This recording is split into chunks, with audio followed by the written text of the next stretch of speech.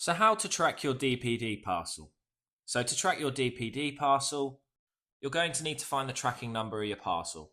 Now, if you are the recipient, depending on where you ordered from, your tracking number should be in some form of receipt that was emailed over when you ordered the parcel. But if you are unsure on where to find it, then I'd advise getting in contact with the person that sent you the parcel, as they should be able to provide you with that information.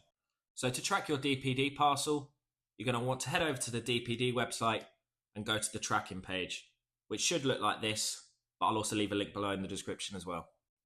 But your tracking number, when you have it, it should be a 14-digit number. So you just want to go ahead and enter that into the box here. And then once you've entered the 14-digit number, you just want to enter the postcode. And then once you've entered your tracking number along with your postcode, if you click through to submit, you should be brought through to a screen here, which should tell you the status of the parcel. So as you can see here, obviously for the example of this video, I've already used a code that has already been delivered, but you should get the status of your parcel on this page. And that should include all relevant delivery information such as the delivery window and of course any location updates.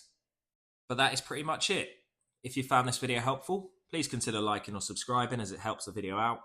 If you have any questions, feel free to comment them below. And thanks again for watching.